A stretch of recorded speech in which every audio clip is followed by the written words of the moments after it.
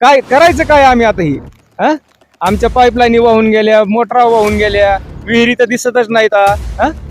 काय करायचं, जगावं का मरावं आम्ही आता ही हा?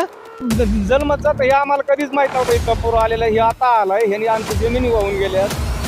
मुख्यमंत्र्यांनी सांगितलं की आता हे 15 रुपये टन आणि शेतकरी ऊसातलंच पैसे काटायचे, आता हे ऊसच वाहून गेला, काय काटणार आहेत आमचे पैसे तुम्ही हा?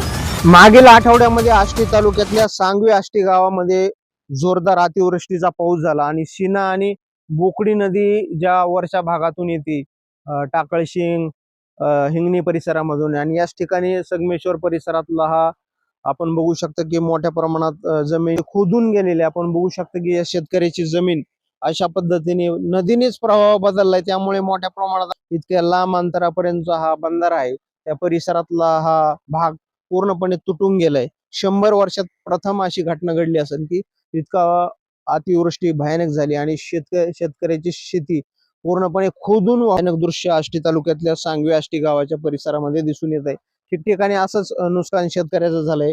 आष्टी तालुक्यातल्या गावागावातलं असं वास्तव सोबत सांगवी आष्टीचे गावकरी होता आणि काय नुकसान झालं काय सांगाल थोडक्यात? अतिशय मोठ्या प्रमाणात पाऊस आला. अचानक पाऊस आल्यामुळे या ठिकाणी पाण्याचा मोठा प्रवाह रात्रीच्या वेळेस 15 सप्टेंबर रोजी आल्यामुळे भरपूर पाणी आणि त्या पाण्याच्या ओघात बंधारा तुटून गेला आणि नदीने पात्र बदलून सांगवीच्या साईडने संपूर्ण जमीन सांगवी आष्टीच्या शेतकऱ्यांची जवळजवळ 3-3.5 एकर खरडून गेली आणि साधारणतः 30 फूट खोल इतके खोदून गेली जमीन. आता मागणी काय करताना हेक्टरी किती सरकारने मदत करायला पाहिजे?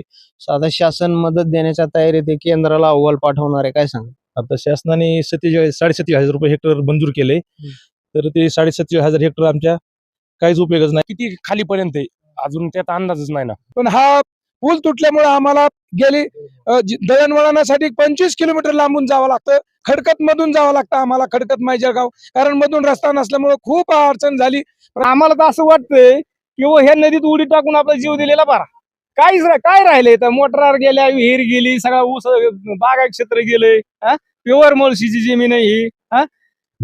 भूतोन भविष्यात असला कार्यक्रम झालाय, काय करावं आम्ही आता शेतकऱ्यांनी इथं? माझ्या तुम्ही पाठीमागे जर बघितलं तर हजारो हायवे ह्या ठिकाणी लागणार आहेत बुजण्यासाठी आणि परिसर पूर्णपणे तुटलेला आहे.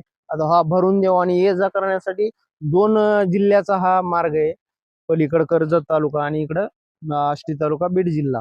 तर हे तात्काळ बुजून द्यावा अशी गावकरीची मागणी. अविशांत कुमकर, आज मराठी न्यूज, आष्टी, बीड.